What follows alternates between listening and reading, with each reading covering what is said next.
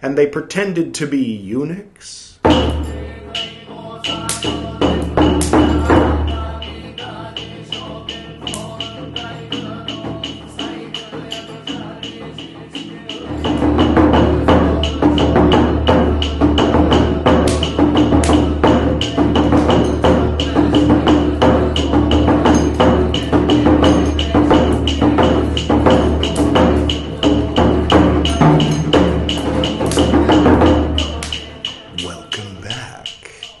This is Buddhist Books Podcast, episode 286, TIPIṭAKA, part 187, in which we will continue reading the TIPIṭAKA, you might know it as the Tripitaka, same thing. TIPIṭAKA is just a little bit of an older way of saying it in the original Pali. And we're going to be reading it as translated from the original Pali into English by the Pali Text Society.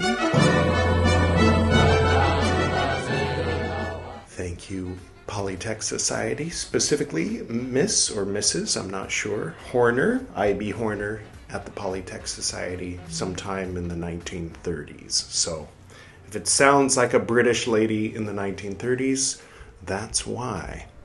But it's what we've got. So there it is. Now you might have noticed I mentioned this is 286.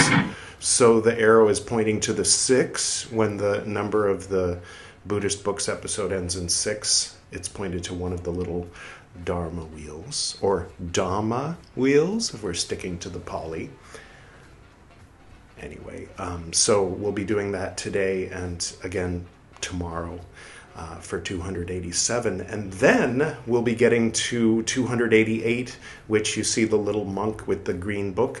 That is Shobogenzo. So keep an eye out for that. That'll be Zen Buddhism Part 12, if I'm not mistaken.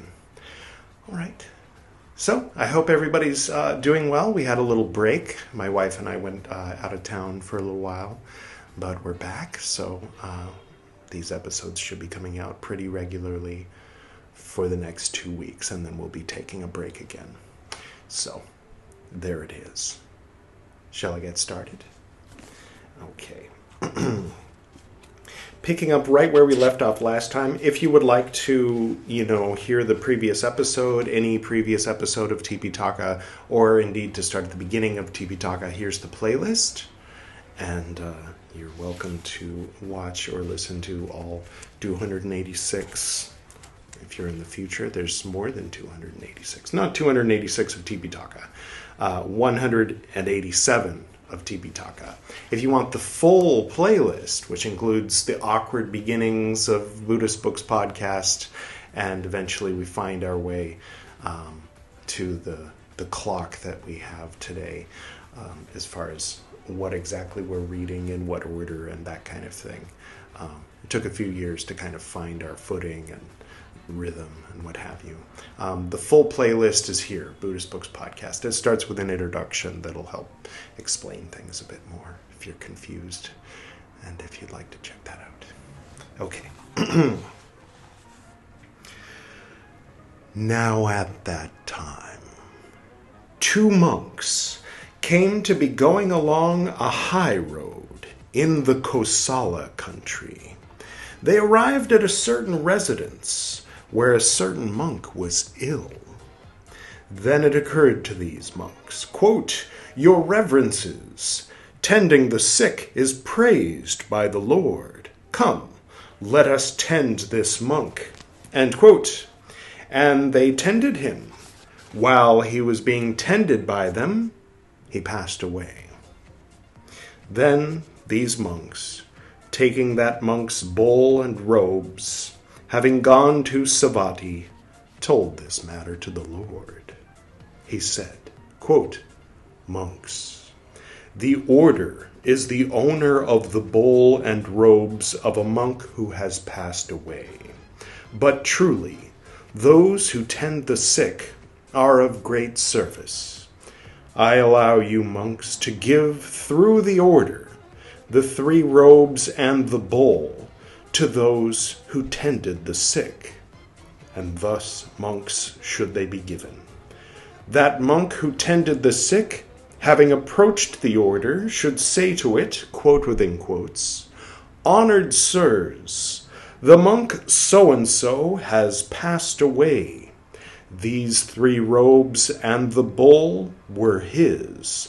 End quote within quotes. The order should be informed by an experienced, competent monk, saying, quote within quotes, "Honored sirs, let the order listen to me. The monk so-and-so has passed away. These 3 robes and the bowl were his. If it seems right to the order, let the order give these 3 robes and the bowl to those who tended the sick. This is the motion. Honored sirs, let the order listen to me. The monk so-and-so has passed away. These 3 robes and the bowl were his. The order is giving these 3 robes and the bowl to those who tended the sick. If the giving of these 3 robes and the bowl to those who tended the sick is pleasing to the venerable ones, let them be silent. He to whom it is not pleasing should speak. These 3 robes and the bowl are given through the order to those who tended the sick. It is pleasing to the order, therefore it is silent. Thus do I understand this."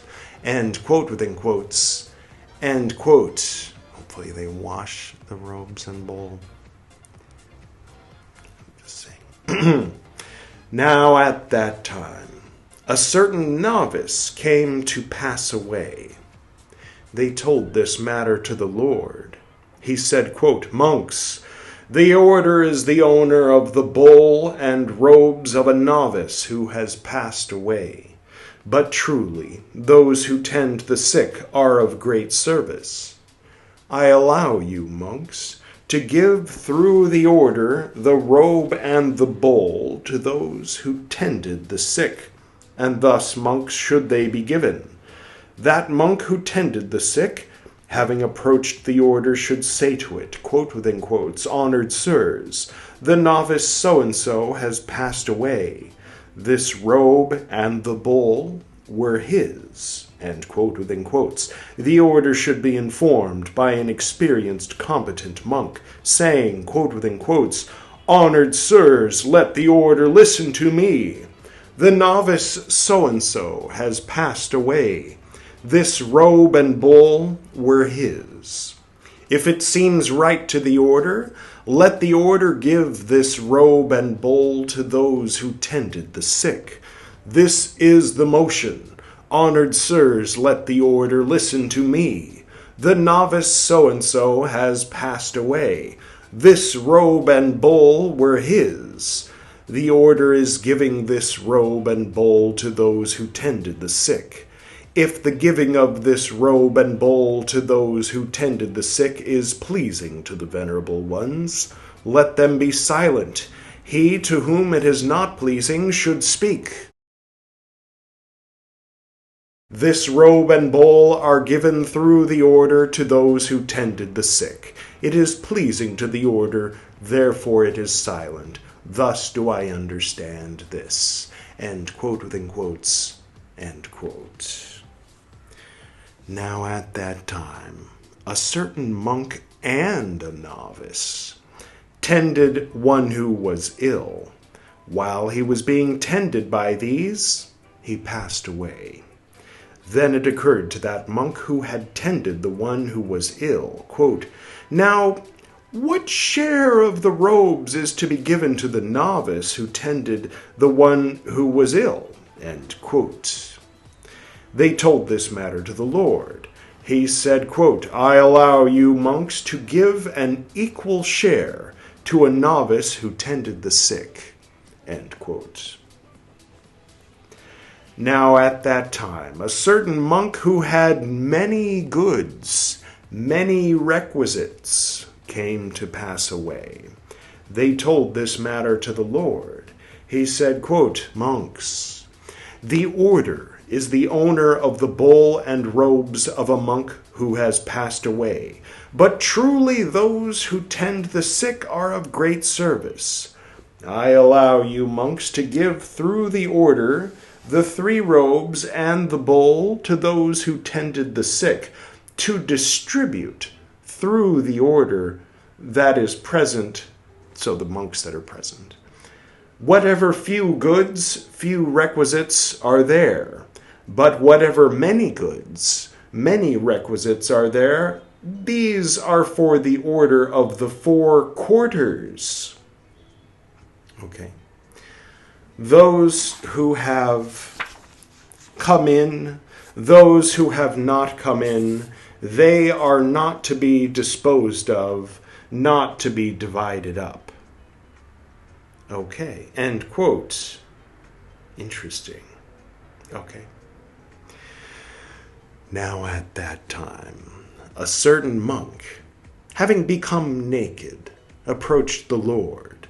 Having approached, he spoke thus to the Lord, quote, "Lord, in many a figure is the Lord a speaker in praise of desiring little, of contentment, of expunging, parentheses, evil, end parentheses, of punctiliousness, that's punctiliousness, of graciousness, of decreasing, parentheses, the obstructions, end parentheses, of putting forth energy. Lord, this nakedness is in many a figure useful for desiring little, for contentment, for expunging, parentheses, evil, end parentheses, for punctiliousness, for graciousness, for decreasing, parentheses, the obstructions, and parentheses. I don't know if those are the kinds of obstructions you should be, maybe, never mind. For putting forth energy. It were good, Lord, if the Lord were to allow nakedness for monks, end quote. I'm betting the Lord says no, just based on what I know about Buddhism. Let's see where this goes. The awakened one, the Lord, rebuked him, saying, quote, "It is not becoming. It is not suitable. It is not fitting. It is not worthy of a recluse. It is not allowable. It is not to be done. How can you, foolish man, observe nakedness and observance of members of other sects? It is not, foolish man, for pleasing those who are not, parentheses, yet, end parentheses, pleased, 3 dots, end quotes. Having rebuked him, having given reasoned talk, he addressed the monks, saying, quote, "Monks, nakedness and observance of members of other sects is not to be observed. Whoever should observe it, there is a grave offense." End quote. This was a very special time in that region, in and around Bihar, present-day Bihar. They didn't call it that back then. Some 62, I think, they estimate. 62 different groups of wandering ascetics, including the Jainists, including the Buddhists, and including Ajivika, if I'm not mistaken, and 59 others, presumably. I think a few of them are named, and we'll get to them later in the Tipitaka. But Mahāvagga was famous for being naked. I don't know if Jainism at that time was considered a naked sect. But I'll keep reading. Now at that time, a certain monk, having put on a kusa grass garment, 3 dots, a bark garment, 3 dots. So I think what's happening here is the same situation. A monk comes up wearing a grass garment and says, hey, Lord, I think wearing a grass garment is in line with your teachings. Is it okay? And he says, foolish man, thou shalt not wear a grass garment like those of other sects. So here they all are. A grass garment, 3 dots. A bark garment, 3 dots. A garment of wood shavings, 3 dots. A hair blanket, 3 dots. A horsehair blanket, 3 dots. Parentheses, a dress of, and parentheses, owl's wings, 3 dots. Parentheses, a cloak made of strips of, and parentheses, black antelope hide. Approached the Lord. Having approached, he spoke thus to the Lord, quote, Lord, in many a figure is the Lord a speaker in praise of desiring little, 3 dots, of putting forth energy. Lord, this parentheses cloak made of strips of, and parentheses, black antelope hide is, in many a figure, useful for desiring little, 3 dots, for putting forth energy. It were good, Lord, if the Lord were to allow parentheses cloaks made of strips of, end parentheses, black antelope hide for the monks, end quote. The awakened one, the Lord, rebuked him, saying, quote, it is not becoming, 3 dots, it is not to be done. How can you, foolish man, wear parentheses, a cloak made of strips of, end parentheses, black antelope hide, an emblem of members of other sects? Foolish man, it is not pleasing. It is not for pleasing those who are not, parentheses, yet, end parentheses, pleased, 4 dots, just to mix it up, end quote. I'm just seeing if there's anything interesting or useful in the footnote, and there is not. Okay. Having rebuked him, having given reasoned talk, he addressed the monks, saying, quote, monks, parentheses, a cloak made of strips of, end parentheses, black antelope hide, an emblem of members of other sects, is not to be worn. Whoever should wear, parentheses, 1, end parentheses, there is a grave offense. Wow. I'm pretty sure nakedness was a grave offense as well. Okay, so that's like a felony. When he says it's a wrongdoing. Standing with your arms akimbo looking around is a wrongdoing. But a grave offense is more serious than that, right? Maybe a misdemeanor as opposed to an infraction, using those terms. Now at that time, a certain monk, having put on, parentheses, a garment made of, end parentheses, stalks of swallowwort, 3 dots, having put on, parentheses, a cloth of, end parentheses, fiber, approached the Lord. Having approached, he spoke thus to the Lord, quote, Lord, in many a figure is the Lord a speaker in praise of desiring little, 3 dots, of putting forth energy. Lord, this parentheses cloth of, end parentheses, fiber, is in many a figure useful for desiring little, 3 dots, for putting forth of energy. It were good, Lord, if the Lord were to allow, parentheses, a cloth of, end parentheses, fiber, for the monks, end quote. The awakened one, the Lord, rebuked him. Now I have to wonder, what are the robes made of, if not a cloth of fiber? Maybe, no doubt, there's something in the translation that's not quite 100%. All right. The awakened one, the Lord, rebuked him, saying, quote, it is not becoming, 3 dots, it is not to be done. How can you, foolish man, put on, parentheses, a cloth of, end parentheses, fiber?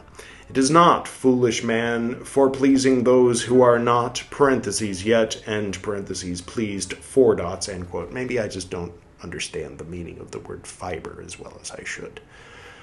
Editor Edward, could you put the definition of fiber? That doesn't make sense. Maybe that will help understand. Is that different from, like, I don't know, cotton or wool or something? Don't know. feel free to comment below if you have some insight about this. Having rebuked him, having given reason to talk, he addressed the monks, saying, quote, monks, parentheses, a cloth of, end parentheses, fiber is not to be put on. Whoever should put, parentheses, one, end parentheses, on, there is an offense of wrongdoing, end quote. It's not as big of an offense as being naked or wearing elk skin or whatever that was that they were wearing before. Okay. Now at that time, the group of 6 monks wore robes that were all dark green. They wore robes that were all yellow. They wore robes that were all red. They wore robes that were all crimson. They wore robes that were all black. They wore robes that were all dyed brownish yellow. They wore robes that were all dyed reddish yellow, or orange as we call it in English. They wore robes with borders that were not cut up. They wore robes with long borders. They wore robes with borders of flowers. They wore robes with borders of snakes' hoods. They wore jackets. They wore, parentheses, garments of, and parentheses, the TIPIṭAKA tree. They wore turbans. People looked down upon, criticized, spread it about, saying, quote, like householders who enjoy the pleasures of the senses, end quote. They told this matter to the Lord. He said, quote, monks, robes that are all dark green are not to be worn. Robes that are all yellow are not to be worn. 3 dots. A jacket is not to be worn. A garment made from the TIPIṭAKA tree is not to be worn. A turban is not to be worn. Whoever should wear one, there is an offense of wrongdoing. End quote. All right. Now at that time, having spent the rains and no robe material having accrued, what? No. Now at that time, monks, having spent the rains and no robe material having accrued, went away and left the order and passed away. And they pretended to be novices. And they pretended to be disavowers of the training. And they pretended to be committers of an extreme offense. And they pretended to be mad. And they pretended to be unhinged. And they pretended to have bodily pains. And they pretended to be suspended for not seeing an offense. And they pretended to be suspended for not making amends for an offense. And they pretended to be suspended for not giving up a wrong view. And they pretended to be eunuchs. And they pretended that they were living in communion, though it was by theft. And they pretended that they had gone over to other sects. And they pretended to be animals, and they pretended to be matricides, and they pretended to be parricides. There's a footnote that says nothing. Okay, I know patricide, but maybe parricide is 1930s British for patricide? Don't know. Editor Edward, what's parricide? Thank you, Editor Edward. You can always count on Editor Edward. And they pretended to be slayers of men perfected. And they pretended to be seducers of nuns. And they pretended to be schismatics. And they pretended to be shredders of a truth finder's blood. And they pretended to be hermaphrodites. They told this matter to the Lord. He said, quote, this is the case, monks, where a monk having spent the rains, no robe material having accrued, goes away. All right. Maybe this is a mistranslation between 1930s British English and 2025 American English or whatever. But earlier it said that they left the order and passed away. So I assumed that they had died. So when they were pretending all these things, I was confused, because how can they do that when they're, not alive? But then the Lord says this is a case where they went away. So I guess they're still alive, and passed away in this context does not mean that they have died. Okay. Thank you. Someone get in a time machine and go tell Miss Horner not to use that phrase. That'd be nice. That'd be helpful. Anyway. If there is a suitable receiver, robe material should be given to him. This is a case where a monk, having spent the rains, no robe material having accrued, leaves the order. Unless they're just lumping a bunch of things together. And because when the rains came, they didn't get any robe material, so their old robes were soaked by the rain and they passed away because they got sick because their robes were wet. And then it just goes on to some other monks that were pretending to be hermaphrodites, etc. I don't know. It's a little unclear. Let's keep reading. This is a case, monks, where a monk, having spent the rains, no robe material having accrued, leaves the order, passes away, pretends to be a novice, pretends to be... Okay, so this is a list of things. One of them, that they died. Some of them died. Some of them pretended to be hermaphrodites, like you do. Okay. Pretends to be a novice, pretends to be a disavower of the training, pretends to be a committer of an extreme offense. The order is the owner. The owner of what? I'll keep reading. Sometimes it's not as obvious as other times what's being said in the text. This is a case, monks, where a monk, having spent the rains, no robe material having accrued. Okay, so maybe if they commit extreme offenses, don't give them robe material. But if they don't and they die, then give them robe material, or give them robe material so they don't die. Maybe. Seems fair. No robe material having accrued, pretends to be mad, 3 dots, pretends to be suspended for not giving up a wrong view. If there is a suitable receiver, robe material should be given to him. So some of the things that were listed were grave offenses, but pretending to have committed a grave offense is not a grave offense. Okay. Sure. This is a case, monks, where a monk, having spent the rains, no robe material having accrued, pretends to be a eunuch, 3 dots, pretends to be a hermaphrodite. The order is the owner. Don't pretend to be a hermaphrodite. You don't get any robe material. Don't pretend to be a eunuch. You can pretend to be a schismite, apparently. I don't know. This is a case, monks, where a monk, having spent the rains, robe material having accrued, but not having been distributed, goes away. If there is a suitable receiver, robe material should be given to him. This is a case, monks, where a monk, having spent the rains, robe material having accrued, but not having been distributed, leaves the order, 3 dots, pretends to be a committer of an extreme offense. The order is the owner. Okay. This is a case, monks, where a monk, having spent the rains... So I think it's just saying, like, okay, here's a list of a bunch of situations and whether or not they should get robe material. So if they get robe material... No, I don't know. I'll just keep reading. This is a case, monks, where a monk, having spent the rains, robe material having accrued, but not having been distributed, pretends to be mad, pretends to be suspended for not giving up a wrong view. If there is a suitable receiver, robe material should be given to him.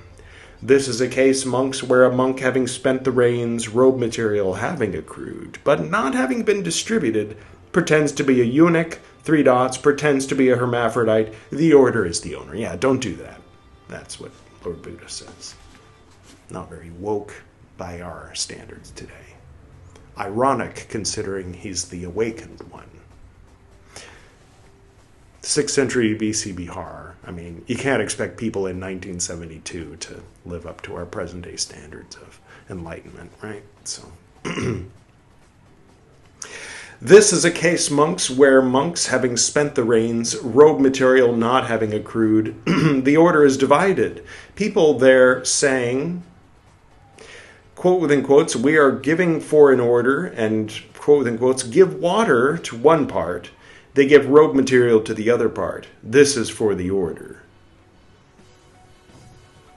This is a case, monks, where monks, having spent the rains, robe material not having accrued, the order is divided. People there saying, people there, T-H-E-R-E, saying, quote within quotes, we are giving for an order, and quote within quotes, giving water to one part, they give robe material to the same part. This is for the order. I wrote a computer program that randomly generates Shakespearean sonnets, and most of the time it makes more sense than what we just read.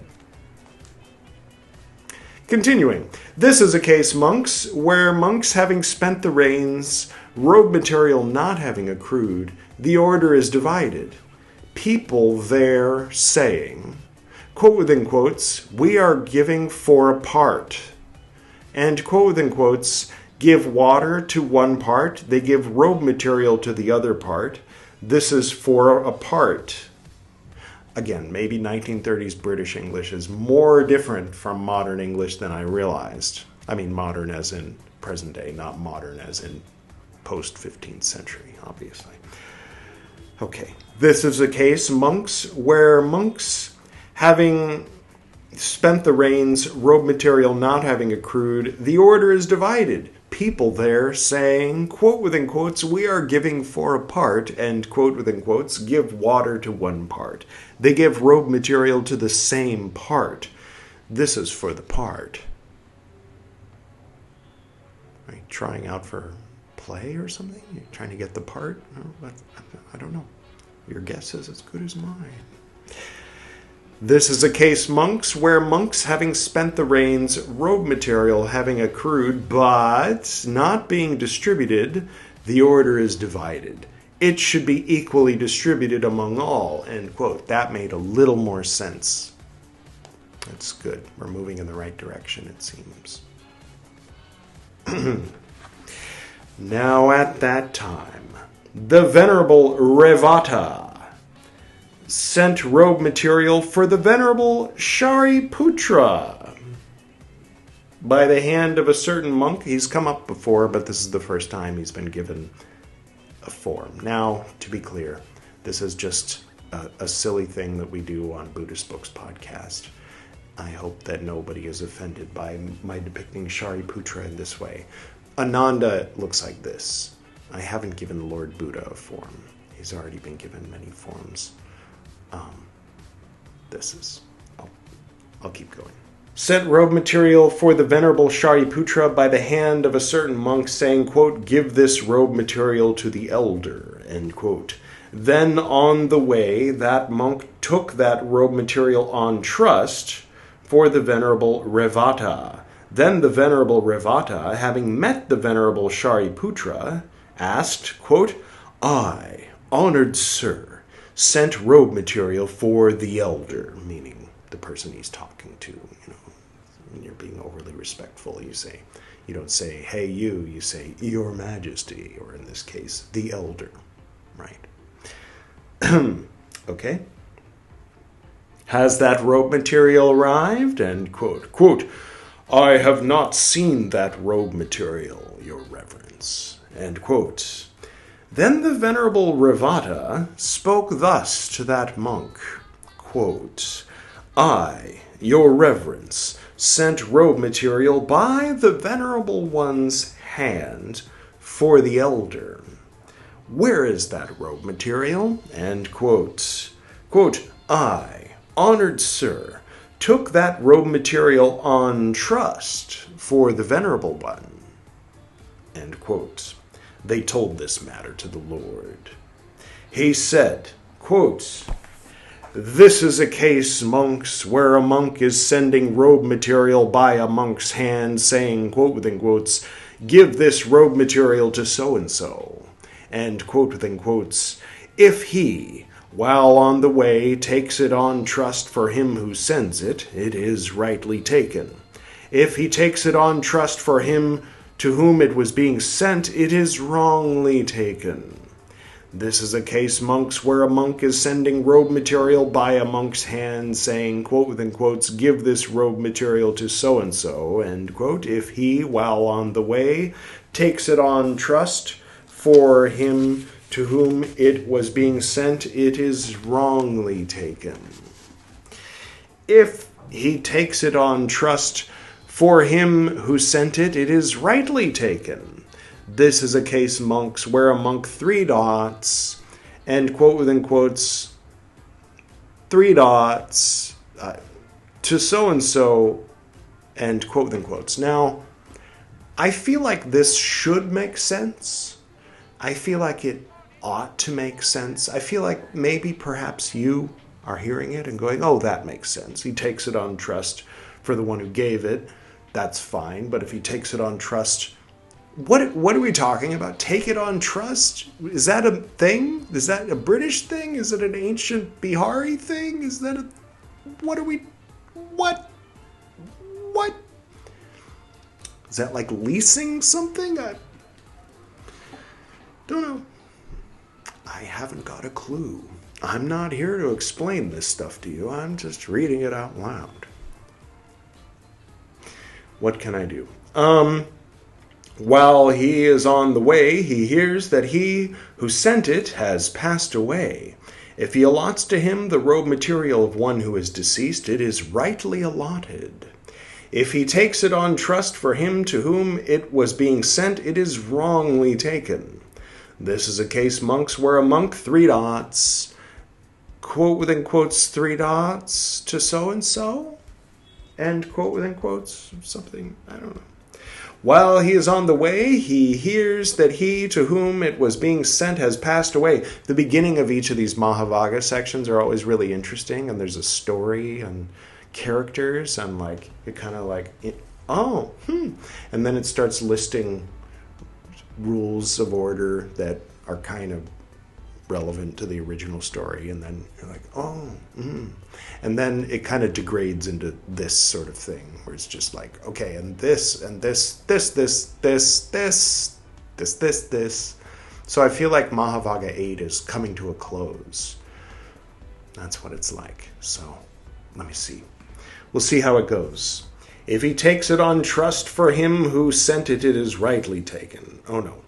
While he is on the way, he hears that both have passed away. If he allots to him the robe material of the one who is deceased, of him who sent it, it is rightly allotted. If he allots to him the robe material of the one who is deceased, of him to whom it was being sent, it is wrongly allotted. Okay. This is a case, monks, where a monk sends robe material by the hand of a monk, saying, quote within quotes, I am giving this robe material to so-and-so, and quote within quotes, if he, while on the way, takes it on trust for him who sends it, it is wrongly taken. If he takes it on trust for him to whom it is being sent, it is rightly taken.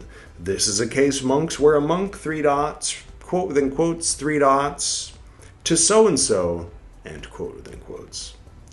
If he, while on the way, takes it on trust for him to whom it was being sent, it is rightly taken. If he takes it on trust for him who sends it, it is wrongly taken. This is a case, monks, where a monk, three dots, quote within quotes, three dots, to so-and-so, and quote within quotes. Well, by the way, for the one person who hasn't stopped listening to this, I want to apologize and to commend you for your commitment to whatever the workout routine is that you're doing while playing this in the background, and not stopping your reps, your treadmill jogging, or your bicycling, or whatever it is, to walk over and push stop on the YouTube video, or skip to some other video. You are committed. I commend you for your commitment to your workout routine. Yeah, other than that, it's just you, it's just me, and no one else. No one could possibly have tolerated the past 10 minutes or so of this nonsense. Okay, continuing. Sorry, I'm not intending to disrespect the scriptures, only Miss Horner's translation of them. No. Continuing. Or I could do that thing that some Theravadan orders do where they say, this part clearly isn't authentic. This is not the words of the Buddha. This was added by some person whose brain was on holiday that day. While he is on the way, he hears that he who sent it has passed away. If he allots to him the robe material of the one who is deceased, it is wrongly allotted. If he takes it on trust for him who it is being sent to, it is rightly taken. This is a case, monks, where a monk, 3 dots, quote within quotes, 3 dots, to so-and-so, end quote within quotes. While he is on the way, he hears that he to whom it was being sent has passed away. If he allots to him the robe material of the one who is deceased, it is rightly allotted. If he takes it on trust for him who sent it, it is wrongly taken. This is a case, monks, where a monk, 3 dots, quote within quotes, 3 dots, to so-and-so, end quote within quotes. While he is on the way, he hears that both have passed away. If he allots to him the robe material of the one who is deceased, of him who sent it, it is wrongly allotted. If he allots to him the robe material of the one who is deceased, of him to whom it was being sent, it is rightly allotted.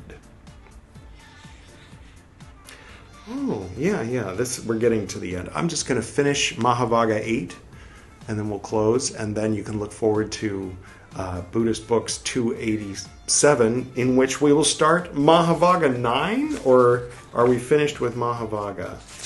Excuse me. Yeah, there's a Mahāvagga IX, so cool. I don't peek ahead, so I don't know. Maybe there's 12 Mahāvaggas, maybe there's 9, I don't know. But there's at least 9. I peeked ahead a little just now. You saw me do it. There are, monks, these 8 channels for accruing of robe material. If he gives on a boundary, if he gives on agreement, if he gives with an announcement of alms food, if he gives for an order, if he gives for both orders, if he gives for an order which has spent the reins, if he gives having offered, if he gives to an individual, he gives on a boundary. It should be distributed to as many monks as are within the boundary. He gives on agreement. Several residences come to be equal receivers. What is given in each residence is given for all. He gives with an announcement of alms food. They say, quote within quotes, we give it there where the order's constant services are done, end quote within quotes. He gives for an order. It should be distributed among the order that is present. He gives for both orders. Even if there are many monks, but only one nun, a half should be given. Even if there are many nuns, but only one monk, a half should be given. I just want to pause here and reflect upon that. I don't know why. I don't question Lord Buddha's wisdom.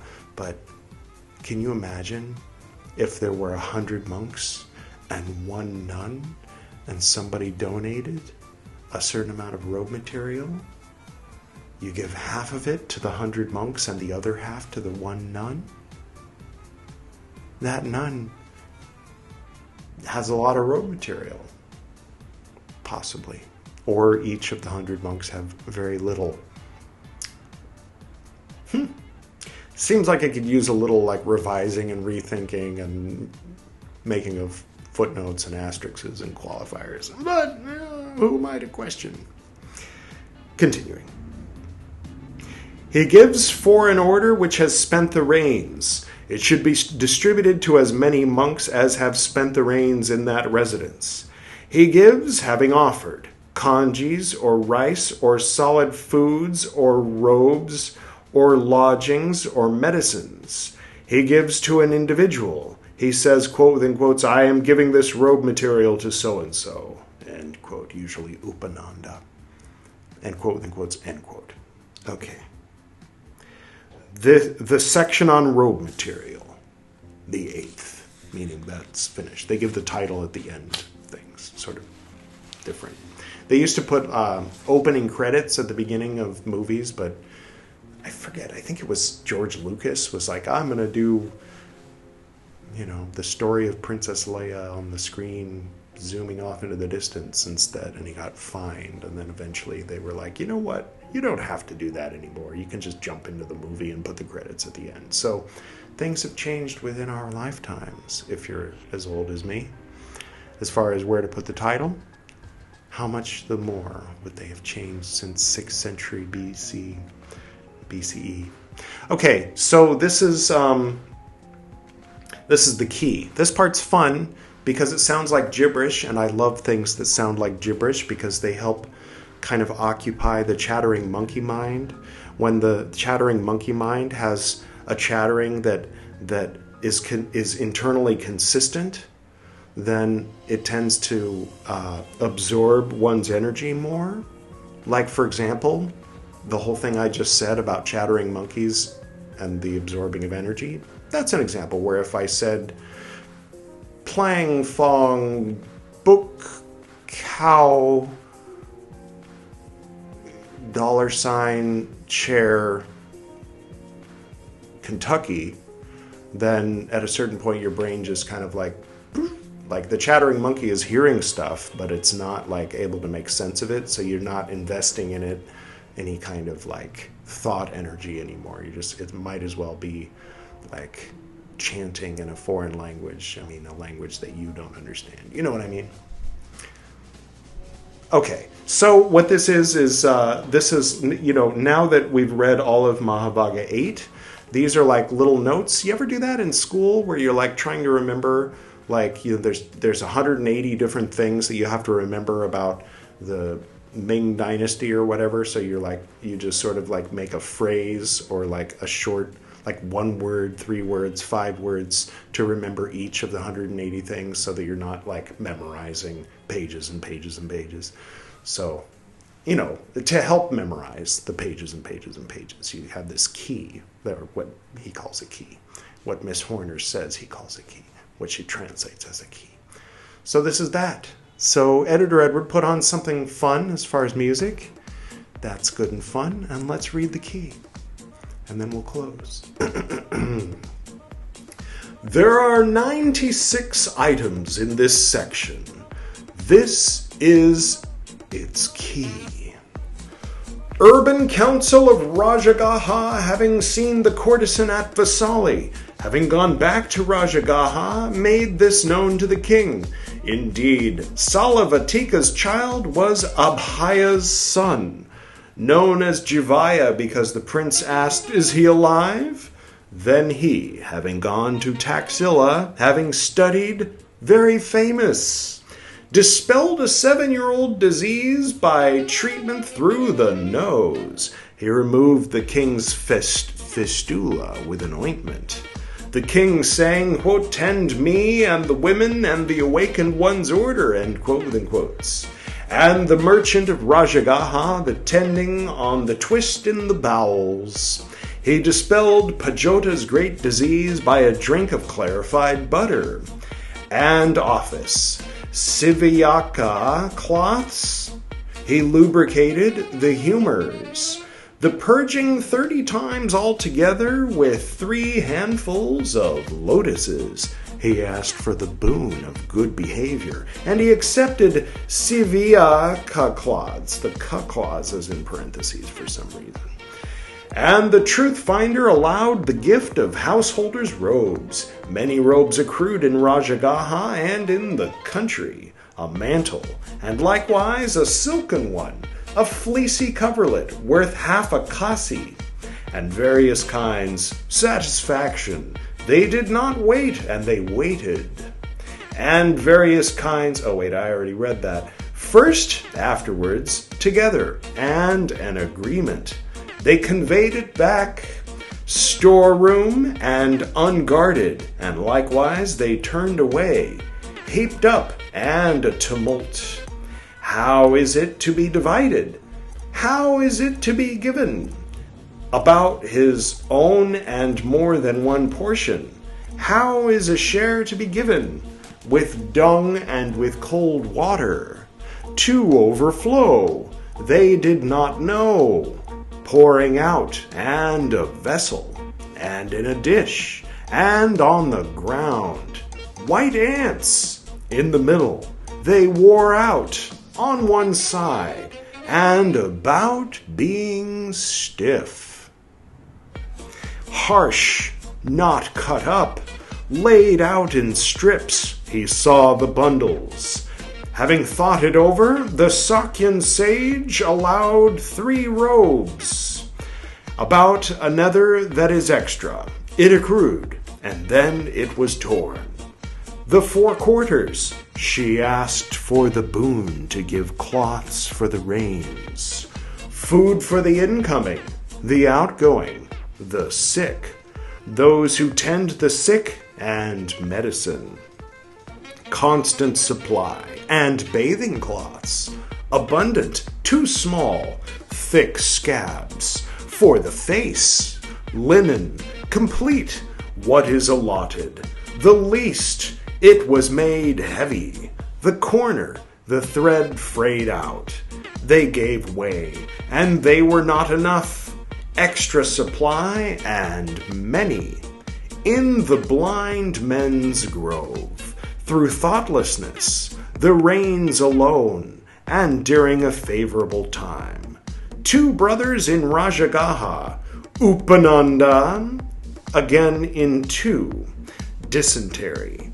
The ill one and the 2, on what belongs to the sick, naked one. I think we've caught up to today's reading, but I'll keep going. Kusa grass, bark garment, wood shavings, hair blanket, horsehair and owl's wings, black antelope and stalks of swallowwort, fiber, green and yellow, red and about crimson, black, brownish, reddish yellow, then borders not cut up, long, flowers, snakes' hoods, jackets, tirita tree, turbans. Not having accrued, he went away. The order is divided at all the times. They give to a part. For the order, the venerable Revata sent. He takes on trust, if he allots, 8 channels for robe material.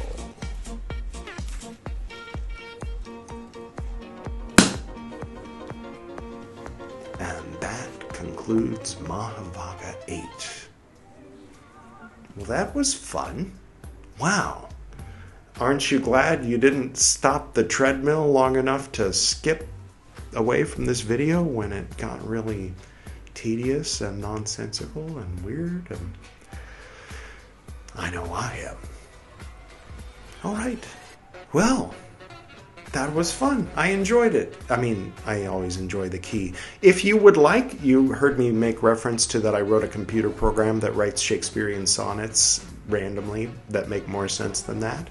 I also, if you're familiar with Tron a little, then you know that when in the Tron world, when you write a program, then the idea is that in the magical kind of computer world, that program, even if it's just a program that answers 2 + 2 = 4, then in the computer world, there's a person wearing colorful things in a black and white, depending on whether it's the 1982 or the 2009 or 11 or whatever year that was, version.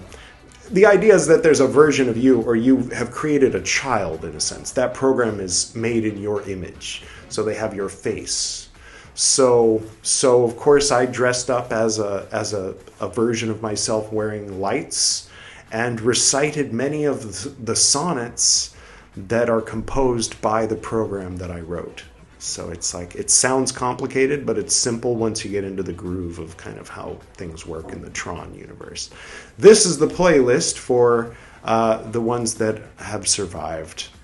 I recorded those like 14 years ago-ish, between 14 and 12 years ago-ish. Anyway, enjoy it. If you enjoyed the key, then you'll enjoy that. And if you didn't click it when it was there, you can find it in the description. Just scroll down toward the bottom. Just open out the description part where it... Anyway. Okay.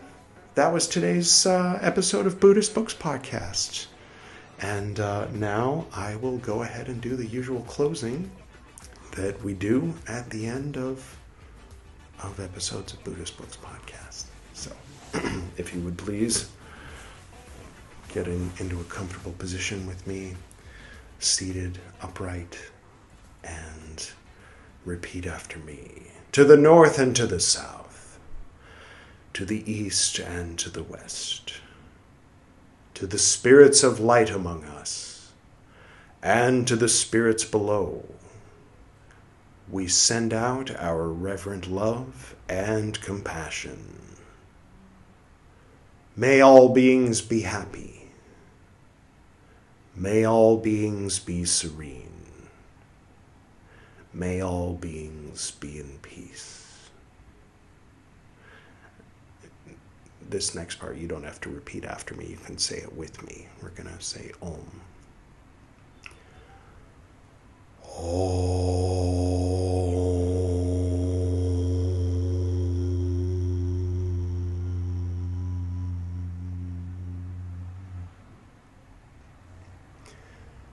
Until next time.